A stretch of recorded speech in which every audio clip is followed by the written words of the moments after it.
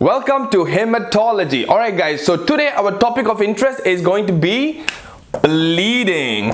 As you guys already know, bleeding is a very big topic. However, what I'm going to do is I'm going to start from the very beginning to the very end, and I'm going to give you the most comprehensive approach that you can use for your USMLE steps 1, 2 and 3, all 3 combined. This is going to be a 3 to 4 part video. Once you watch this video, I guarantee you that you're going to get the 240 by answering all these questions correctly. So let's begin.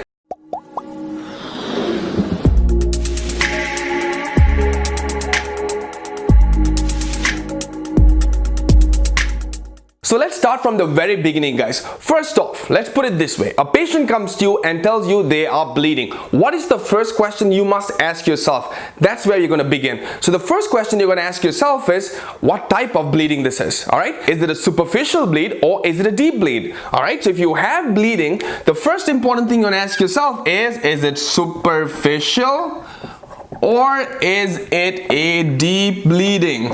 That's it. The reason you want to ask this is because this is where your road map is going to divert into 2 directions. Because if you're having a superficial bleeding, you're thinking of a certain type of problem, whereas if you're thinking of a deep bleeding, you're thinking of another type of problem. The entire hematology section is actually based off of knowing this pattern recognition and being able to take this route to get to the answer. So when you think about superficial bleeding, what are we thinking about, guys? You're thinking about problems such as when somebody's brushing their teeth, they bleed a lot. What is this known as? Gum bleeding, right? You can have gum bleeding.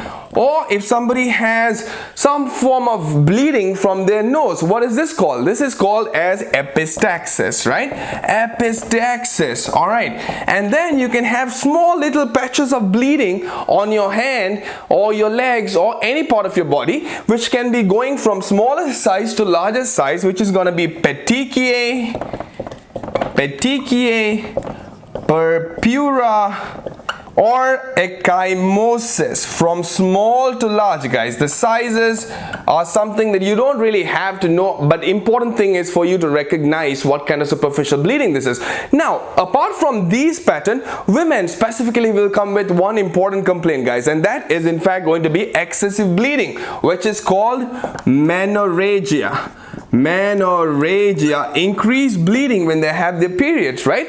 This is basically the most common complaints that they are going to be coming with, and which is going to be put in the form of question in your USMLE exams. So moment you find out these superficial bleeding, what are you going to tell yourself? What is the problem that is giving rise to this bleeding? Are you saying platelets, guys?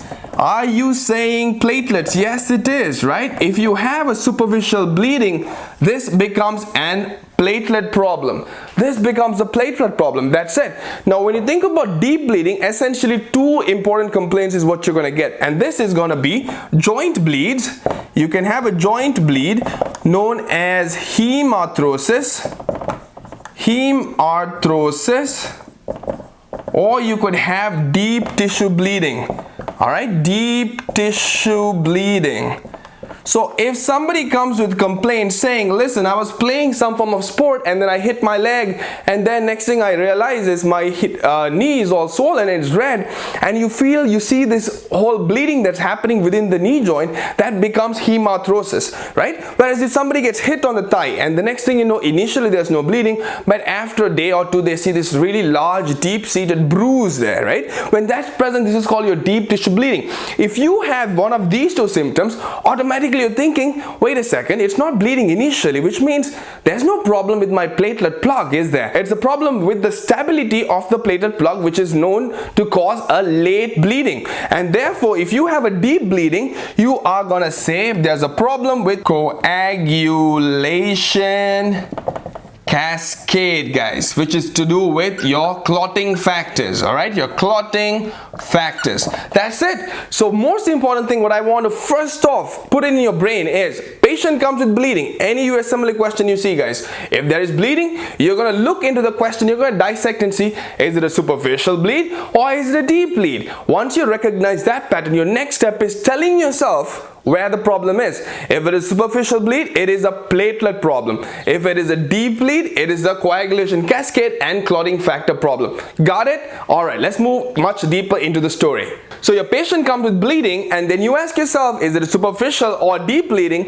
If it is a superficial bleeding, you tell yourself it's a platelet problem. If it is a deep bleed, it is a clotting factor problem. Alright, so these are all big topics, guys. So what we're going to do now is we are going to go in this route. We're going to start off with superficial bleeding, and from superficial bleeding, essentially what I want to start opening up your mind to is your platelet disorders, guys. Platelet disorders is beautiful. You will understand everything perfectly well after this lecture. So let's dive right into how you're going to deal with a patient who's presenting to you with superficial bleeding. So this is your mind map right here. This is your mind map for a platelet disorder, guys. You must memorize this and imprint it into your brain for life, because this is the mind map. This is the roadmap that's going to get you to your 240. So let's try to dissect this and stick it to our brains once and for all. Alright, so let's start. So as I said, the patient is going to present to you with a superficial bleeding. What was the superficial bleeding, guys? It's going to be epistaxis, gum bleeding, petechiae, purpura, ecchymosis, and menorrhagia. Alright, so if these symptoms are present, you know it's superficial bleeding.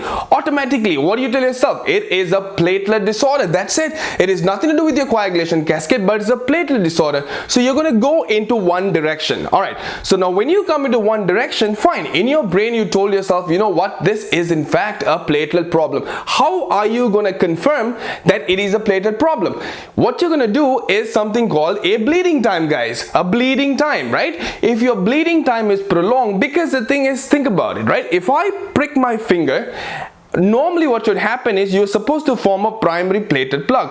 And what forms your primary platelet plug, guys? Is it the platelet or your coagulation cascade? It is your platelet. So if I cut myself and if the bleeding does not stop in time, that means there's a problem with your platelet. That's it. So you will look at your bleeding time. You are going to do a bleeding time, and if your bleeding time is prolonged, now this confirms your suspicion of a platelet problem. Alright, so you suspected a platelet problem, you did your bleeding time, and it is in fact prolonged. You have a prolonged bleeding time in your patient. Fine. Now you've confirmed that it's a platelet problem. What's your next step, guys? What is your next step? Think about it. Think about it and think about it. How are you going to see this? Alright, you have told yourself there is a problem with the platelet. Now let's open up your mind into two different arms. Alright, what I'm saying is there could be two potential problems. You could either have a decreased platelet count, which could lead to a lot of bleeding, or you could have a normal platelet count but it does not function well. You either have a low platelet count or you have a normal platelet count but it does not function well. Pretty straightforward, isn't it? That's a very good mind map to have, right? So that's how we are going to see it. We are going to say either there's a decreased platelet count or you have a normal platelet count but the platelets are not functioning well. Alright, so let's try look at this now.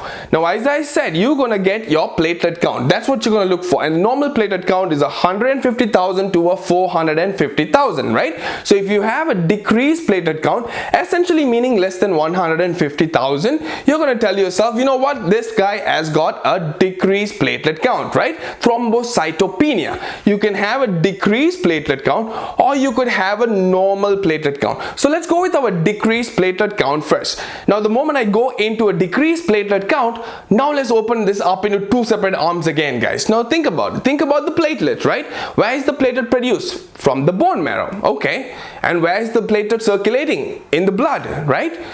So what I'm trying to tell you is, think about the two places it really resides in. It's either bone marrow or it's in the bloodstream. Could there be a condition where the bone marrow fails?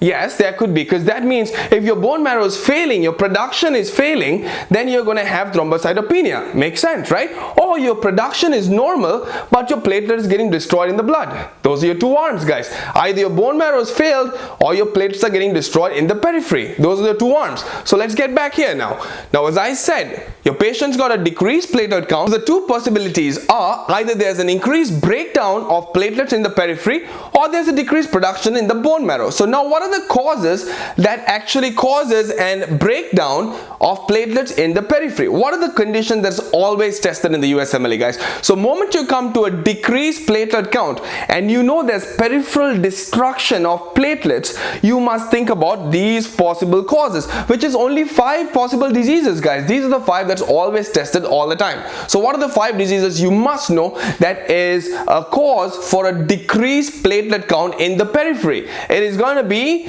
ITP, TTP, HUS, DIC and HIT. Now these things are all acronyms, right? ITP stands for idiopathic thrombocytopenic purpura. TTP stands for thrombotic thrombocytopenic purpura.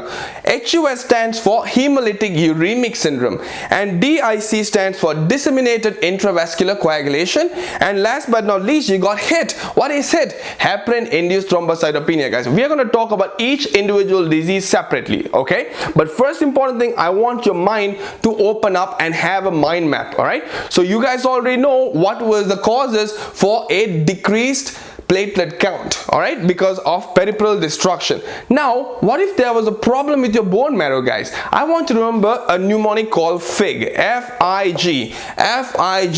Your bone marrow has failed to produce platelets. Your bone marrow has failed to produce platelets, and therefore you have a decreased platelet count, right? What does this FIG stand for? Let's think about it. F is for failure. What can cause your bone marrow to fail, guys? Could aplastic anemia cause it? Yes, it can, right?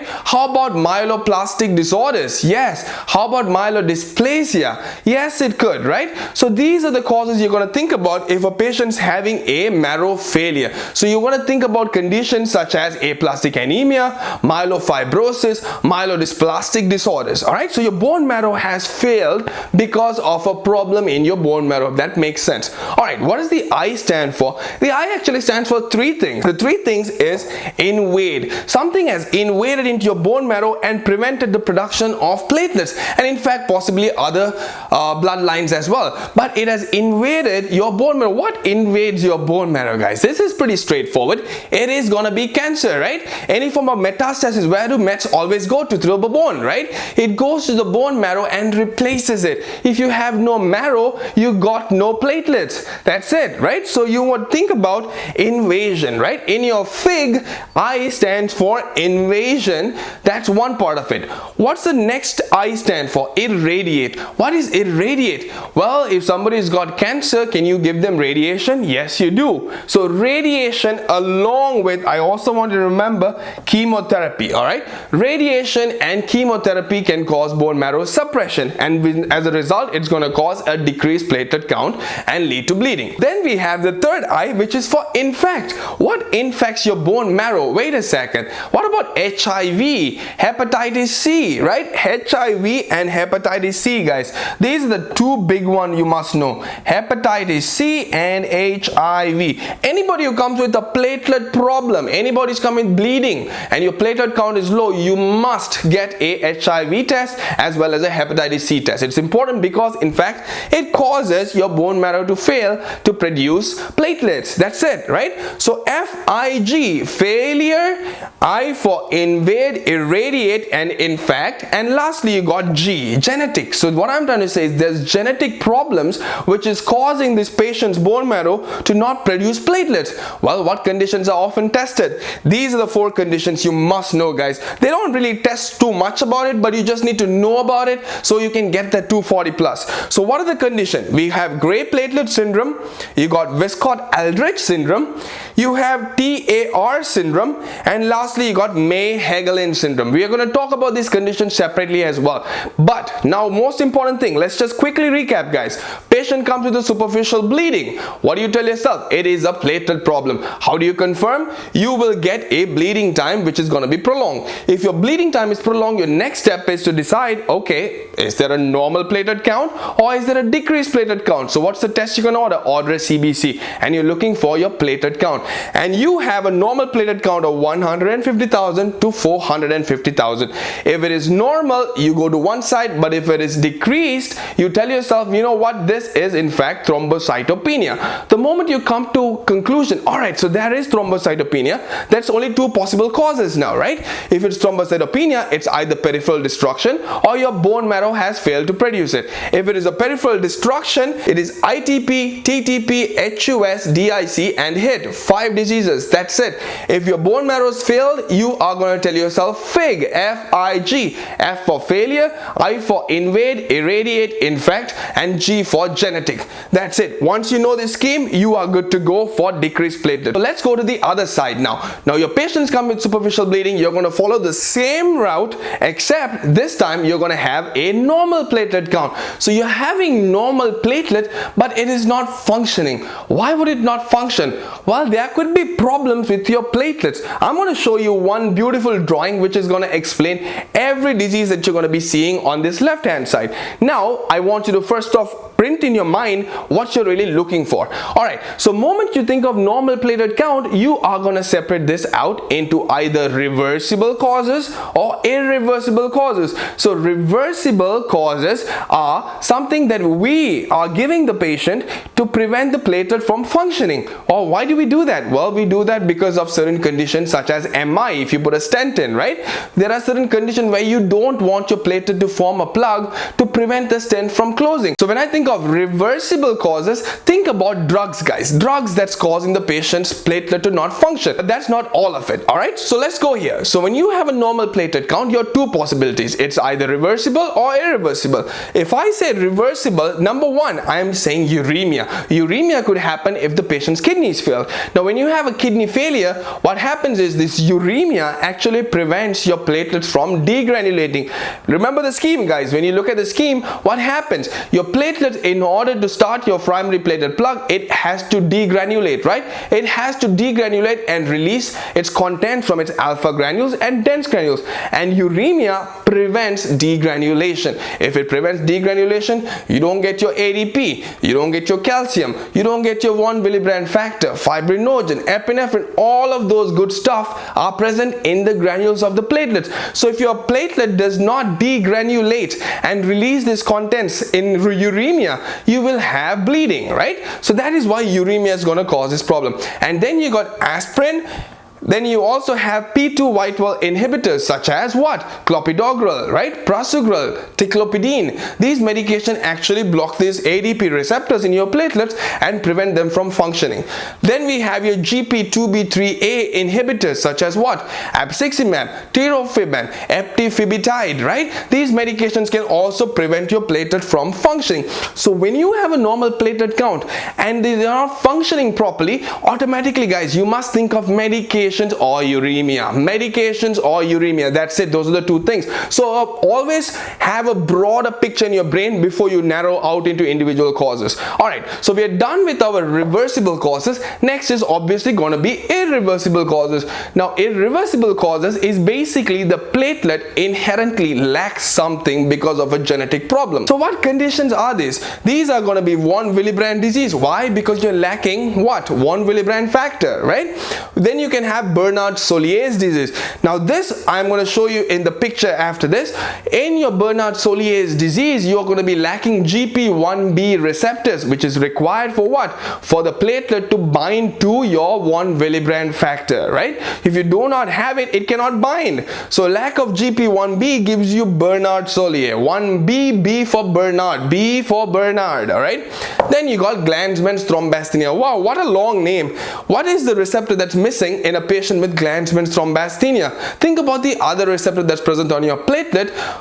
It is a long name, therefore it is the longer receptor, which is gonna be GP2B3A receptor. Wow, that's pretty long, right? So longer name goes with the longer receptor, Glanzmann's thrombasthenia. Alright guys, so this is our grand scheme of platelet problems. This is the scheme that you must follow. This is the steps that you must follow. Let's quickly recap again, guys, because I want to make sure that you guys are completely imprinting this to your brains. Patient comes with bleeding. bleeding? Is it superficial? Is it deep? If it is superficial, you tell yourself it is a platelet problem. How are you going to confirm? Get a bleeding time. Bleeding times prolonged? Yes, you have confirmed your suspicion. What's your next step? You're going to look at your platelet count. Is the platelet count reduced or is your platelet count normal? If your platelet count is reduced, what are the two possible options? Either your bone marrow has failed to produce or there's peripheral destruction. If there is peripheral destruction, it is ITP, TTP, HUS, DIC and HIT. Whereas if your bone marrow has failed, you are thinking of FIG. Failure. I for invade, irradiate, infect, and G for genetic condition. And that is it. That's all you need to know on this side. Whereas if you have a normal platelet count but your platelet is not functioning, it could be two problems. It could either be reversible or irreversible. Reversible, think of uremia and drugs, whereas irreversible, think of genetic conditions that is going to be giving the patient's platelet to not function properly, which is going to be von Willebrand's disease, Bernard-Sollier and Glanzmann's thrombocythemia. You know this, you are ready to get that 240. Now let's dive right into each individual diseases so you understand everything the way you're supposed to understand.